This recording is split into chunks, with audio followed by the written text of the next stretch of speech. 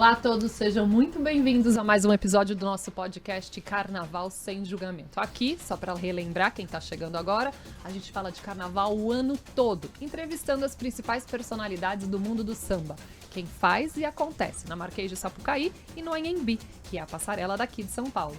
Ao meu lado sempre Bruno Chateaubriand, hoje de forma remota de novo para a gente seguir aquele nosso preceito, que é toda semana tá aqui falando de carnaval. Oi Bruno, tudo bem? Já apostos por aí? Oi, Paola, tudo bem? Oi, gente, muito bom estar com vocês novamente. Pra gente falar de carnaval, desse lugar que a gente gosta tanto, tão iluminado. E eu me iluminei aqui, eu coloquei uns brilhozinhos, né, Paola? Porque hoje a nossa convidada, já dando um pequeno spoiler, ela gosta também de construção de brilho, principalmente. Aí você vai apresentar, eu não tô tão ao seu lado como eu gostaria, mas tô aqui remotamente e tá valendo a pena. Eu sinto falta desse nosso contato aqui do lado, sabe, Bruno? Mas é ótimo que a gente tá aqui, pelo menos pertinho, mata um pouquinho a saudade e apresenta a nossa entrevistada de hoje, né? Posso começar? Isso. Eu Pode, começo por aqui e favor. você complementa, tá bom? Hoje a gente conversa, gente, com a estilista das estrelas. Acho que eu posso dizer assim, né? Estilista das estrelas. Sabe todas aquelas roupas lindas que a gente vê com as musas, com os principais destaques da avenida? Muitas delas tem assinatura de Michele X, nossa entrevistada querida, de hoje. obrigada. É um prazer enorme estar aqui com vocês, viu? Prazerzão. Obrigada, Michele. Muito bom. Bruno, foi difícil a gente conseguir trazer a Michele aqui, né? Não é fácil, a agenda é complicada. Esse final de ano ela já tá sempre ali na função, já com os figurinos, com as fantasias. Pois é, carnaval é uma construção ao longo de um ano, né? Então aí começa esse processo, ainda mais lidar com personalidades do setor do samba, ou pessoas que admiram as escolas de samba e buscam esse lugar para estarem bem bonitas na avenida. A Michele cumpre esse papel. Então a gente ouviu um pouquinho de como essa construção, né, Paola? Eu acho tão importante a gente ouvir como que se constrói aí aquele lugar tão importante para representar uma personagem dentro de um desfile de escola de samba. É isso, Michele. A gente tá aqui chegando já em dezembro e como já começou. tá essa sua produção pro carnaval? Porque, gente, só pra vocês entenderem, quem não tá tão familiarizado, tipo, com esse universo, tipo, do samba, dos figurinos, das fantasias, de Xuxa, a Ivete Sangalo, a Paola de Oliveira, a Thelma, todos os grandes destaques da avenida, muitos deles, se não todos, já passaram ali pelo desenho e pelas mãos da Michele, né, Michele? Mas agora eu já quero saber, dezembro, como já tá o seu ateliê, como já tá em produção? Já começou a loucura, aquela loucura que todo ano, né? O pessoal se prepara, então a gente já começa bem antes, né? Eu não paro, né? Eu fico um caos. Você não, depois do carnaval tem que tirar pelo menos um mês de férias, senão você vira, continua e depois tem show e fica aquele caos, né? Mas já está em força total, a equipe já está lá bordando, fazendo franja, aplicando cristal, já está assim, você Mas acredita? e como é? Pra gente começar nesse processo criativo, que eu sei que é uma coisa que o Bruno gosta muito de perguntar, né, Bruno? Esse início desse Sim. processo criativo. A gente tá em dezembro. Você, como figurinista, como estilista, você recebe Um croquis. um croquis dos carnavalescos de Isso. cada uma das escolas ou você é procurada pelos artistas, pelas Pelos estrelas? artistas. Como é? O artista me procura, aí ele vem com um croquis. A gente sempre mexe no croquis, né? Os carnavalistas devem ficar meio puto, assim, falando, meu Deus, tá mexendo na minha roupa. Mas a gente, dentro do que ele sugeriu, a gente faz a mudança como a artista quer se vestir. Eu quero, aqui eu tô achando que vai ficar muito de fora, vamos pôr isso aqui, vamos pôr uma franja aqui, vamos cavar mais aqui, será que dá pra gente subir isso, vamos diminuir isso? Então a gente tem essa reunião e a gente, às vezes, gera um novo croquis em cima do que o carnavalesco quer, e para o artista ficar contente. E aí a gente começa fazendo, às vezes a gente faz uma base para ver se aquilo funcionou. Aí, dando tudo certo, a gente faz os bordados, que é o que demora mais, né? Que daí aplica cristal, aí vê como aquele bordado se comporta, porque a roupa tem que ser funcional, né? Todas as fantasias que a gente fez no meu ateliê, a gente procurou sempre fazer com materiais, hoje em dia, os materiais sustentáveis, né? Não usar mais pena. A gente também tenta fazer com materiais que fiquem leves para poder evoluir, né? Porque você vem com aquele trambolho nas costas, coisa que machuca, que corta, não é legal, ainda mais uma rainha de bateria. Então a gente procura fazer roupas confortáveis que dê um efeito lindo na avenida, mas que seja leve. Porque às vezes tem materiais que a gente pode usar, por exemplo, hoje tem um plástico que ele parece um metal. Então às vezes você olha aquilo no vídeo, você acha que a roupa é toda de ferro, e aquilo não é. É um material, um corinho que tem aquele mesmo brilho do metal e fica leve e não machuca. Então tem materiais que a gente tem que pesquisar para funcionar e não ter aquele atrito na pele, né? Porque teve várias rainhas de bateria que saiu sangrando, mas estava lá segurando o tranco. Então a gente procura, pelo menos no meu ateliê, procura fazer materiais que sejam leves, confortáveis, para elas poderem evoluir legal na avenida. Agora, Michele, você falou dessa coisa do trambolho, né, do peso. Você tem uma limitação de peso? Por exemplo, quando a gente fala de mestre-sala e porta-bandeira, tem fantasias que chegam a pesar 40 quilos. Mas ali é um setor que é avaliado dentro das escolas de samba. Para as personalidades que você entrega, aí a roupa faz adaptação em croquis, né? Qual é o limite de peso que vocês consideram aquilo que a gente pode dizer como saudável? Olha, eu acho que no máximo ele não pode passar ali de 5 quilos.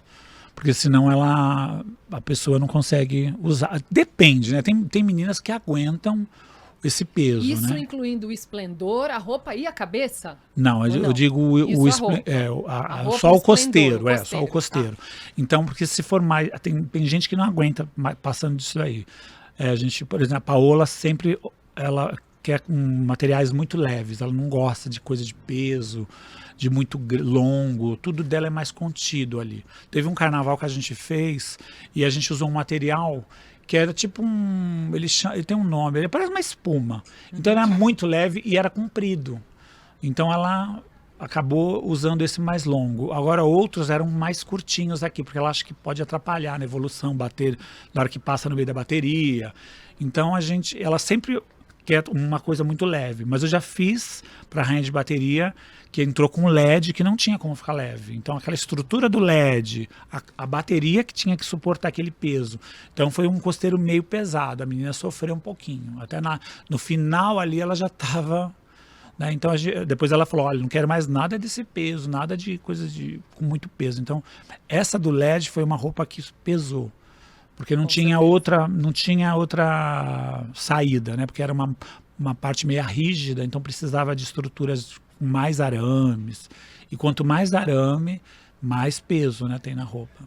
Você citou aí a Paola de Oliveira e a gente tem figurinos, fantasias emblemáticas da Paola, como rainha de bateria, tipo na Grande Rio.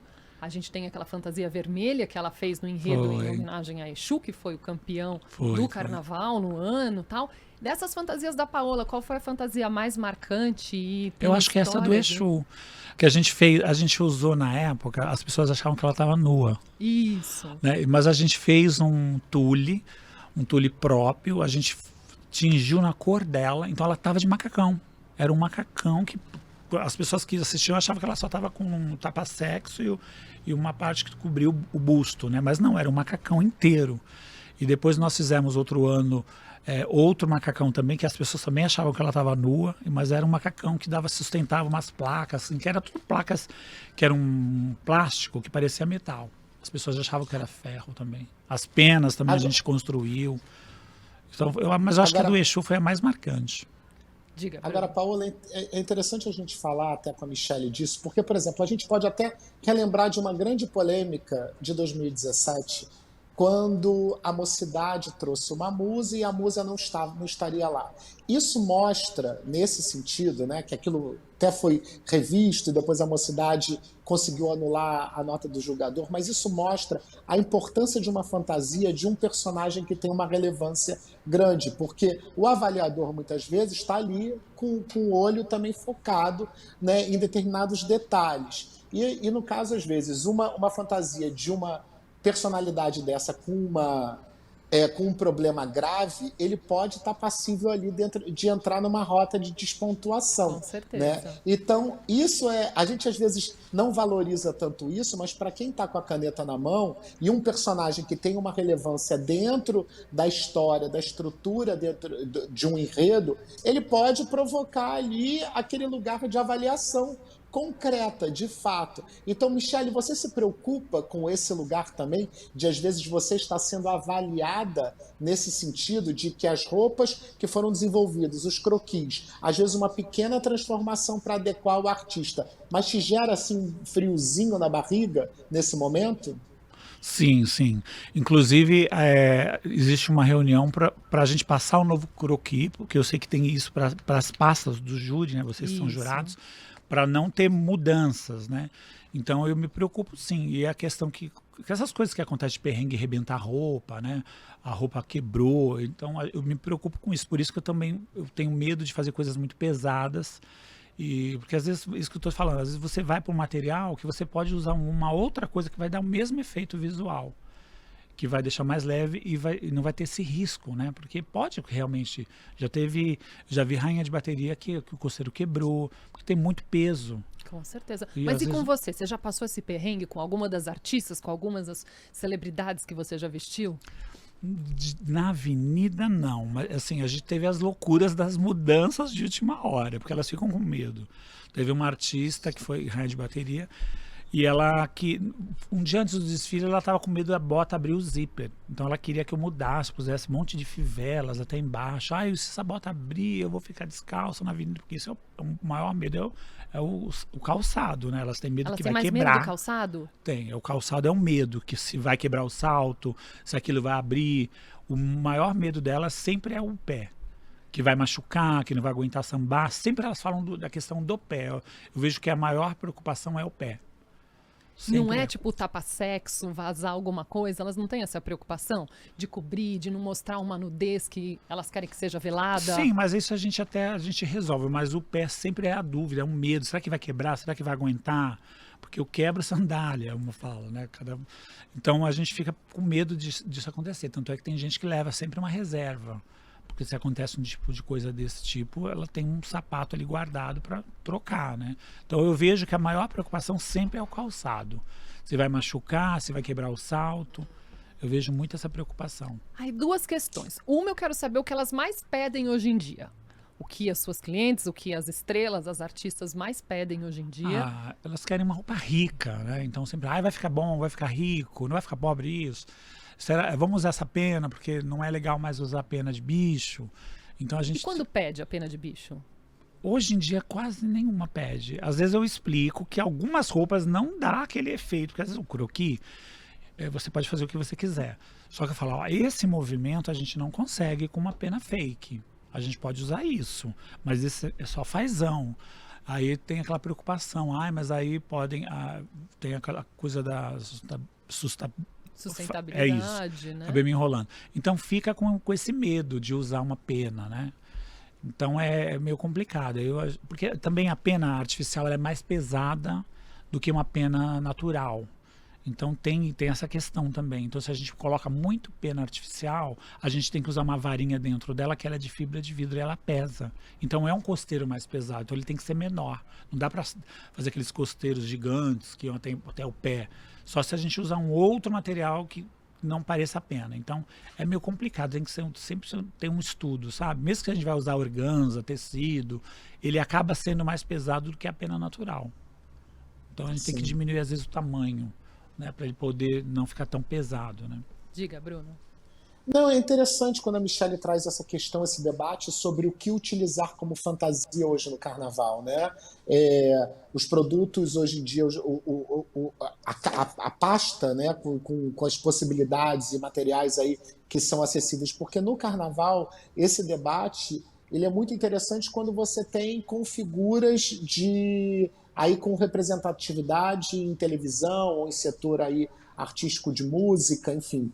Mas quando você chega, às vezes, num setor mais raiz, por exemplo, os casais de Messalha e Porta-Bandeira ainda usam muita pena, né? E não artificial. Então, quer dizer, é um debate que a gente precisa entender para qual caminho a gente precisa seguir, né?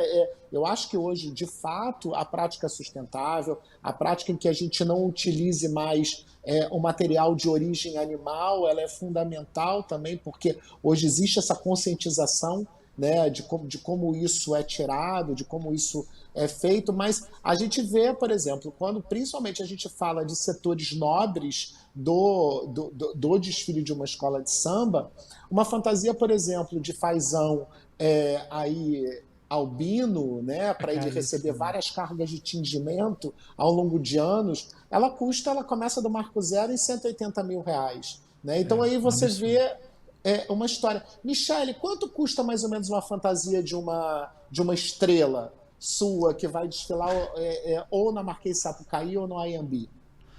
Então, varia, ele fica numa média, assim, de 35 a 50 mil, uma fantasia, nessa média. Isso se a gente não usa, porque se fosse usar pena de bicho, aí só as penas você gasta 30 mil de pena. Só a pena custou 30 mil. E antigamente, a gente não existia a China, né? Então, os cristais eram tudo de uma marca muito famosa e não tinha a China. Então, era muito caro. Hoje existe o cristal chinês, que dominou o mercado. Então, todas as fantasias que você vê hoje na avenida não são do tal Swarovski. Né? Eles falam Swarovski é o cristal chinês, então também que é muito mais barato. Você vai comprar um pacotinho de cristal da Swarovski ou uma outra marca, é R$1.000. O chinês custa 40. Olha a diferença de valores. E causa o mesmo efeito. E causa o mesmo efeito. O Swarovski brilha um pouco mais, né? Mas agora a gente compra até materiais em lojas chinesas, e inclusive às vezes compra importado por o site, e eles falaram que agora vai ter um cristal que é idêntico a essa marca boa, que chegou que é uma máquina, é um vidro que é lapidado até ficar parecendo uma joia, né? Isso, né? Então agora chegou uma outra máquina que vai imitar o primeira linha assim, idêntico. Eu estou esperando também para ver. Mas é bem mais barato. Agora, Paola, diga, Bruno. sabe o que eu queria perguntar? Que a gente até para continuar, que ela já enveredou pela máquina dos cristais chineses, eu queria perguntar para Michele, quantas provas, né, uma artista ou uma musa ou uma personalidade que desenvolve roupa contigo faz antes do desfile? Então, depende do artista. Tem artista que faz umas 5 provas. Tem rainha que muda, né? Começa a mudar. Vamos mudar isso? Não gostei disso aqui. Então vai para umas 5, 6 provas. Tem pessoas que fazem 3 provas. Eu acho que no mínimo tem que ter 2. No mínimo 2. Porque tem que ver se aquilo está funcionando, né? Você não vai enganchar. Então tem toda essa coisa, né? Coisa de franja, você não vai enganchar no outro bracelete. Às vezes você pega um croquis, ele está cheio de pontas de arame. E a roupa é cheia de franja. Se ela baixa ali, ela fica presa. Então tem coisas que tem que ser estudadas, né, para não dar problemas, né? Ainda mais uma pessoa que samba muito. Muito, com certeza. Não é? Se for um destaque mais parado num carro, é uma coisa que você pode exagerar. Agora, uma rainha de bateria, se ela vem com muito apetrechos na roupa, de pontas, isso pode dar problema. Então a gente tem que ter um estudo, né? Com certeza. E a gente falou de um custo estimado entre 30 mil, 50 mil, uma fantasia dessa. E quem paga? As musas pagam, as rainhas de bateria pagam, às vezes escolas a escola pagam. paga, às vezes elas dividem, metade paga a escola, metade paga elas, e já vi também o artista pagar sozinho. Aí tem prestação? Faz prestação? Faz carnê para pagar a fantasia, Michele? Não, geralmente porque a gente sempre começa assim, ó, tem que dar uma entrada, eles dão um valor de entrada e o final. Já teve gente para pedir para dividir em 3, já existiu isso. Mas geralmente sempre é uma metade e metade no final. Sempre tem parcelamento de musa. Já pensou? Parcelamento de musa. As musas estão parcelando em 12 vezes e pagando ao longo do ano as fantasias para desfilar na passarela. Já pensou, Bruno? Pois é, eu ia brincar, mas hoje em dia a gente tem que segurar nas brincadeiras, né? Porque senão eu já ia falar uma bobagem aqui, então prefiro, né? Fico quietinho, né? Que não quero causar. Não, aqui é sem julgamento, a gente tá sem julgamento. Meu amor, mas aí a fala da gente é julgada, entendeu? É sem julgamento, mas é com filtro. Exatamente. Né? E o filtro hoje aqui tá segurando.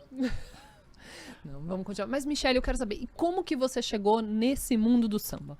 A gente sabe que foi ali para uma escola que é muito conhecida pela quantidade de artistas ali que desfilam, mas eu quero que você conte um pouquinho essa história. Eu fazia já roupas pro meio GLS. Na época mudou agora, é LGBT, que tem várias letras. E eu fazia pro pessoal de shows, drags. E aí me convidava. Teve uma pessoa que era estilista na época da Grande Rio, que era hoje ele é falecido, né? O Carlinhos Barzellai. Ele me convidou, pediu para me fazer as bases das roupas. Os macacões. Ele vestia um artista, eu fazia as peças, o macacão tudo vazado, e mandava para o ateliê dele no Rio. E eles bordavam lá. Eu comecei fazendo assim. Depois, o Jaider me convidou para fazer as fantasias todas. Jaider Soares, presidente de honra da Grande Rio. E aí eu comecei a fazer as roupas para os artistas dentro da Grande Rio. Acho que isso começa em 2011.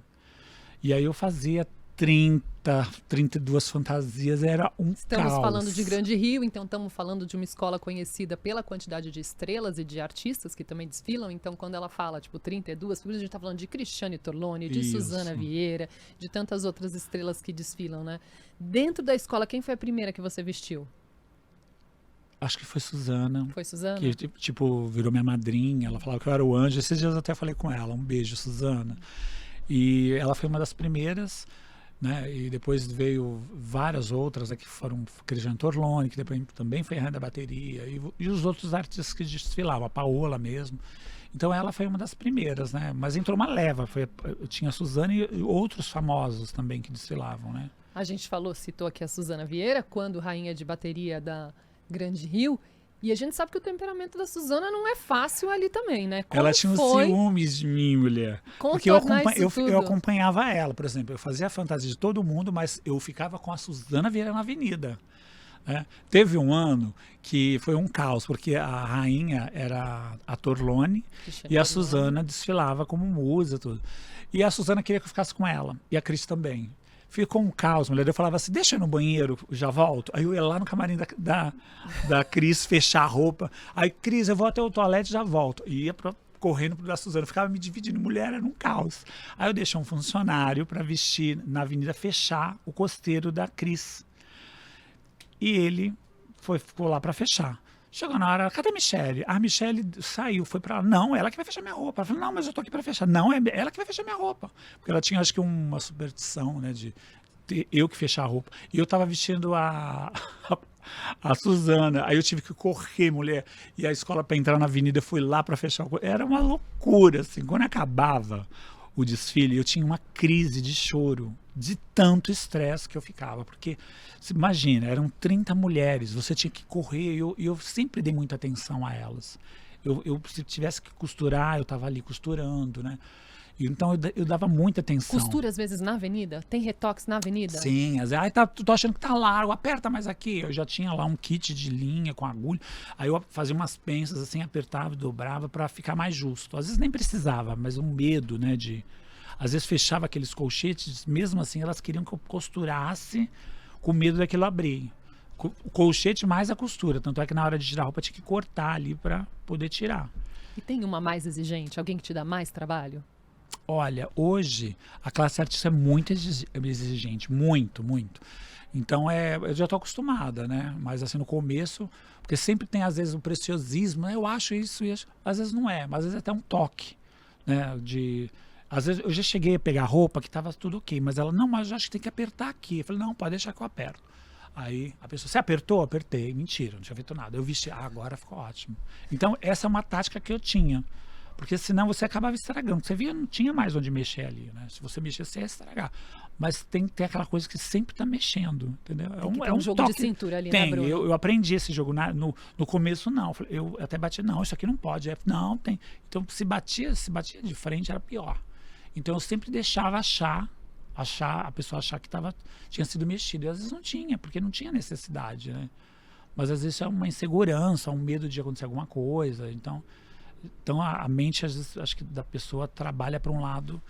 Então, se você contradiz aquilo, né? Então, acho que ela fica... Eu deixava elas acreditar que eu tinha mexido na fantasias. E dava tudo certo. No fim, deu sempre certo.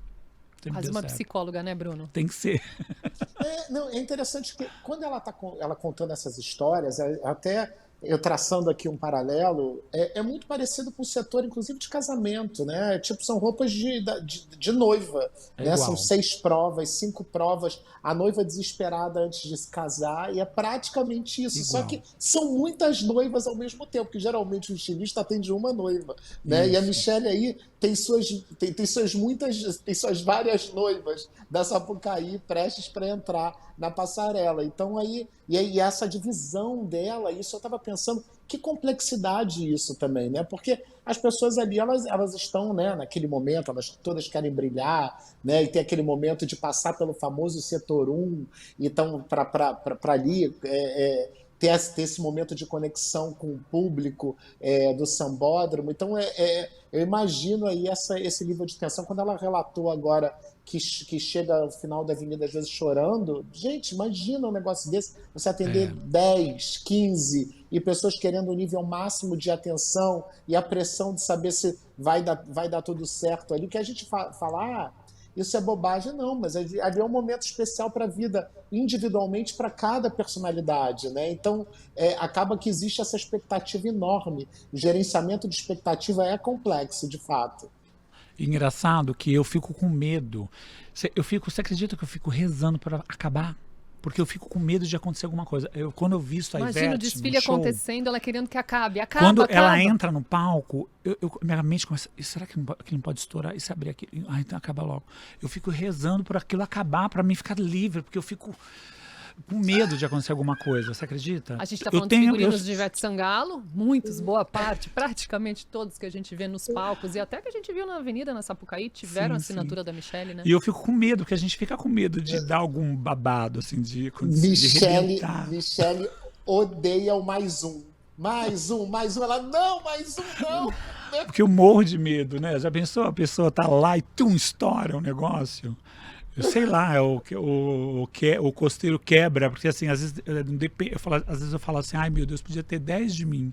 Porque eu fico dependendo de outras pessoas. Eu dependo de um ferreiro. Aí eu fico, será que ele soldou direito isso? Aí eu fico tentando forçar ali. Porque eu fico com medo, porque se o ferreiro não soldou aquilo legal, aquilo pode quebrar na avenida, né? Então a gente fica com medo. Será que o sapato tá legal, tá bem preso ali, o prego do salto, sabe essas coisas assim? O zíper, tem tudo um zíper próprio que não estoura, tem que ser reforçado, é uma marca de zíper que não deixa abrir, porque se você põe um zíper comum, ele pode abrir. Tem todo esse, então a minha cabeça só fica naquilo, será que vai dar certo, será que vai arrebentar, será que vai cair? Eu fico com medo. Quantas fantasias você chega a fazer para um carnaval? Você tem essa quantidade? É que hoje a gente diminuiu, que eu comecei a fazer mais os shows, né? Por exemplo, esse ano eu vou fazer poucas roupas para a avenida. Eu vou fazer mais as coisas do ensaios da Anitta e as roupas da Ivete, que é fim de ano, é o carnaval da Ivete. Então, o meu carnaval foi mais para o show. E a avenida eu tô com poucas fantasias. Mas a gente tá vendo que a gente tá tendo os ensaios já Ensaio nas da quadras Anitta, e tem muitas com a peraí. sua assinatura, né? Sim, o ano passado a gente fez a Anitta, era rainhas de bateria. As Diga. roupas eram de avenida. Me conta isso. E a gente Os ensaios da fazia Anitta. 3 cabeças para ser escolhida uma, 3 botas para escolher. Teve roupas que tinha 2 costeiros para ser. Então como é? Deixa eu entender isso. A Anitta tinha que ter 3 figurinos para ela escolher qual ela ia usar para aquela apresentação? Não os figurinos, a parte, por exemplo, da cabeça, por exemplo. Os acessórios. Porque ela não tinha muito tempo de prova, então às vezes eram feitos 3 cabeças para saber qual que ela ia usar. Qual que ia encaixar melhor. O mesmo calçado, às vezes também é mesmo tipo 3 calcinhas, que era roupa composta de pedaços, né? Tinha o top, a parte de baixo, sainha, depois trocava, punha uma saia de franja, entendeu? Às vezes tirava aquela bota e punha um tênis todo bordado. O show era muitas horas, então acho que é 5 ou 6 horas de show. Elas não aguentam ficar de saltinho, elas fazem aquela entrada maravilhosa, costeira, entrava e tirava, e depois ia trocando a cabeça se dividia em pedaços, a cabeça tinha que desmontar, não era uma cabeça só, tinha a parte da frente e a parte maior saía e só ficava a menorzinha, para não pesar com o tempo de muitas horas fazendo show. Então tinha isso também. Só essa expertise mesmo. Eu vou fazer uma coisa que eu costumo fazer, Bruno, que é dar uma contextualizada aqui. A gente engatou a primeira aqui falando das roupas, das avenidas, e eu não expliquei muito um pouquinho da história da Michelle. A Michelle começa para o grande público como Miss Brasil Gay em 2000. Foi. Né? Eu sei que você teve uma história antes, já nos concursos, como 4ª colocada, 2ª colocada, mas em 2000 ela sagra-se campeã do Miss Brasil Gay e ganha uma grande notoriedade. E, além disso, ela sempre confeccionou não só os próprios figurinos, os próprios vestidos dela, como de outros participantes, né, Sim, Michelle? sim. Então, acho que foi todo esse conhecimento que legou essa expertise que você tem hoje no seu ateliê e que faz a sua carreira, né? Eu vestia as meninas do concurso Miss Gay, fazia misses de mulher, Miss Brasil, mulher mesmo, cis, e a gente trabalhou com muita gente, assim, as drags, os truques dos corpos, porque o Miss Brasil Gay é um concurso de meninos que se transformavam em mulheres. Eles tinham que ser rapazes de dia. Então a gente tinha todo um truque de corselet para afinar a cintura, coisas que diminuíam a ombro, aumentava quadril. Então tinha toda essa técnica. E isso também me ajudou nas modelagens para as mulheres, porque a gente conseguia também o que a artista não gostasse, a gente conseguia melhorar para ficar do jeito que ela se sentia bem. A Suzana até brincava, você tá com 100 de cintura, usa a Michelle, ela te deixa com 80, com 60, entendeu? Então eu tinha esses truques do corpo, de afinar, de aumentar, né? Porque também é o que elas...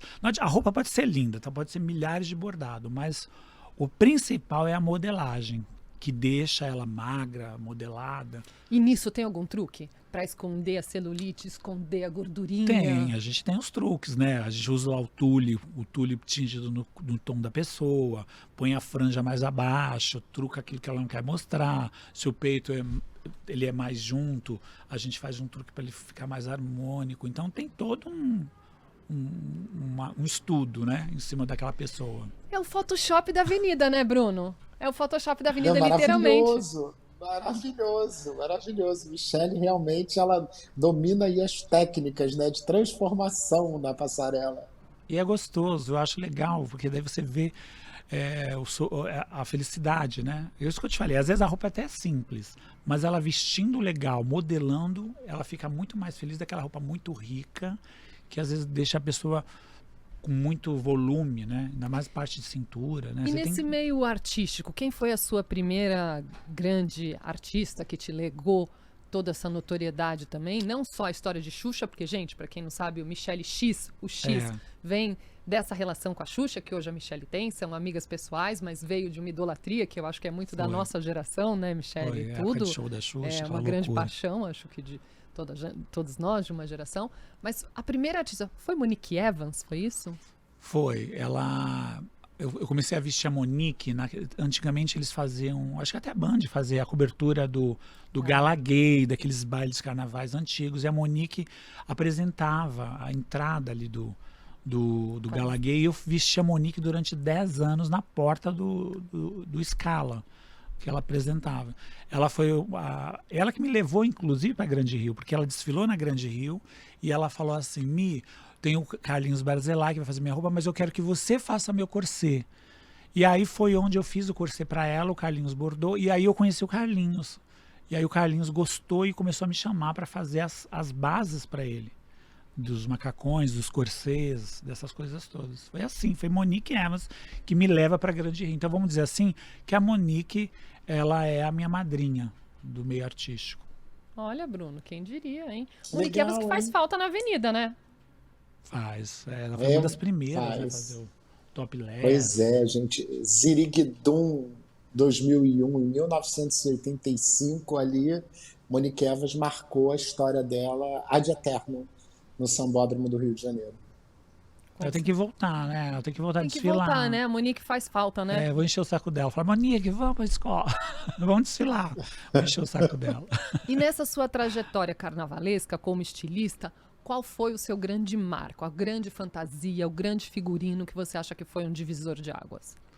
Foi, acho que quando eu entro, a Grande Rio, claro, abre essa porta, mas acho que quando eu entro para fazer a Fernanda Lima, num programa que ela tinha na TV Globo, e acho que ali... O Amor e Sexo, Amor e a gente Sexo. pode falar abertamente. E aí começa essa coisa de fazer mesmo a classe artística. Depois da Fernanda aí vem Ivete Sangalo, a Anitta, e a Xuxa, tudo foi através mesmo do Amor e Sexo. Mas tem alguma grande fantasia? Alguma que você acha que é inesquecível, a mais marcante? Eu acho que é da Paola, essa quando a Grande Rio ganhou pela primeira vez. Porque foi essa fantasia, foi a história lá do Tule, que a gente fez, todo mundo achava que ela estava nua. E foi também essa fantasia que deu ela fala que deu esse axé para a escola. Então eu acho que para mim, essa é a fantasia mais marcante. Eu fiz muita coisa legal, mas acho que assim, do carnaval, do desfile, acho que é essa do Exu. A gente falou muito de Paola Oliveira, falamos de outras músicas, a gente não falou de uma outra grande rainha que também tem muitas fantasias assinadas pela Michelle, que é a Sabrina Sato, né? Sim, a Sabrina é uma querida, a gente fez muita coisa juntas, já, roupas de festas, bailes. Ela é maravilhosa, né? Ela é um símbolo hoje também do carnaval, né? E a Sabrina é uma pessoa que se permite, né? Mudar muita coisa, Sim, ela é uma pessoa bem fácil de né? trabalhar. Ela é uma pessoa assim que ela não... É fácil de vestir, né? Ela tem um corpo maravilhoso, que também a Sabrina você põe só duas estrelinhas e é a fantasia, né? E ela é uma pessoa muito fácil de lidar. Que ela adora cada dia quer vir mais pelada, né? Então é bom que pouca a sua cabeça e costeiro, né? Porque a roupa mesmo é bem pequeno, né? E ela é uma pessoa que tem uma energia muito boa, né? Então tem pessoas que têm uma energia leve, então o negócio sai mais fácil, flui. E ela é aquela pessoa que também vai pingando sangue, mas ela vai para a avenida, ela não reclama, né? Então se é pesada, se deixa ela não liga para essa coisa do peso, ela quer que seja uma coisa deslumbrante, pode ser não sei quantos quilos, ela segura essa onda. Ela é uma dessas que faz a musculação na avenida. É poucas que aguentam esse tranco, a maioria não consegue. Ela é uma que aguenta esse tranco. Eu lembro de uma fantasia bem icônica da Sabrina, que eu acho que tem uma assinatura sua, que é uma com bananas, né? Sim, que a gente fez não lembro se é baile dos da bailes, Vogue, né? Eu não lembro qual é o evento que ela usou, mas foi bem legal, foi lindo. É, né, Bruno? Quer completar? Não, ouvindo, me divertindo. Quando fala de Sabrina, né? Sabrina, ela realmente entrega uma alegria, né? É uma pessoa feliz, né? A Sabrina, eu acho que é o ser mais feliz da Sapucaí, né? Que não é assim, que a gente não diria que é uma mulher branca, que é privilegiada, mas enfim, ela é muito feliz, ela está sempre rindo, gargalhando e se diverte muito. Eu acho, ela é o ícone, eu acho isso nela, o ícone é um fashion ícone do país. realmente. Eu acho que ela representa a moda aqui no Brasil. Eu acho ela e tem essa coisa do Brasil também, né? Tem essa brasilidade, né? Tem. A japonesa mais brasileira que a gente tem, né? E é engraçado, né? Aquela coisa da japonesa pra avenida, o samba, né? Muito legal isso. Hoje, com a sua visão, quem você acha que é o grande nome, o grande expoente, a grande figura que representa essa musa, esse carnaval brasileiro nosso? Ai, gente, são tantas. Eu não sei te falar uma, né? Eu tenho a Viviane também, que é maravilhosa. Fiz poucas coisas, mas eu amo a Viviane.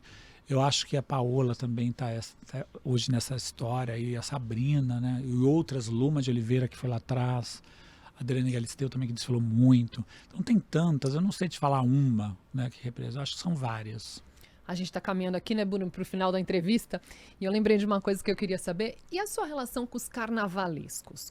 Como que é isso? Porque a gente sabe que eles entregam os croquis para as musas, para as rainhas, e você falou que muitas vezes muda o desenho, dá uma alteraçãozinha ali. E aí, como eles encaram isso? Você acredita Michelle? que hoje em dia quase não tem uma relação nenhuma, é mais com elas. Aí eu passo para elas, elas passam para eles. Assim, eu tive muito com o Caê, que era da Grande Rio.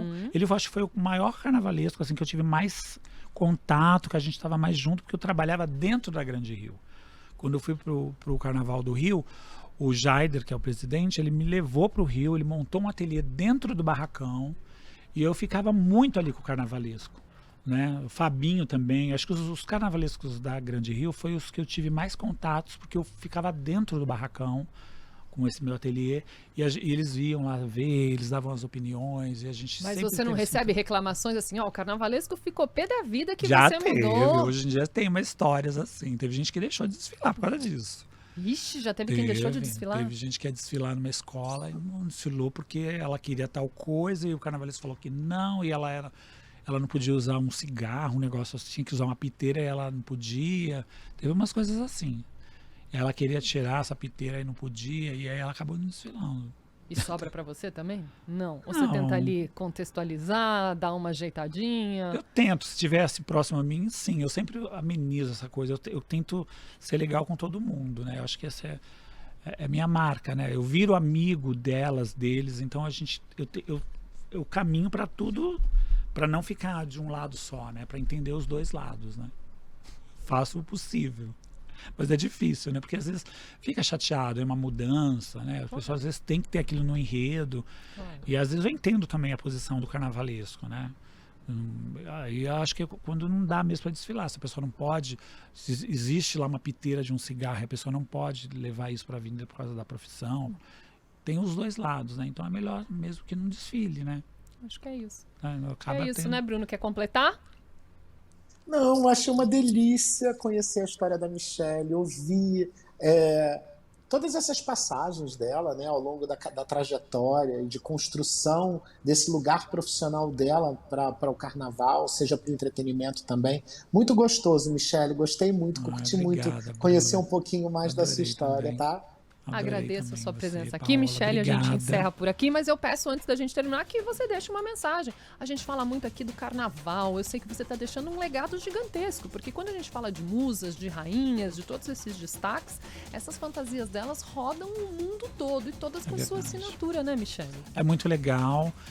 Quem é do meio, que está fazendo a mesma coisa que eu faço, acho que tem que continuar, lutar e dar o máximo para a gente fazer esse carnaval do Brasil sempre ser o mais lindo do mundo.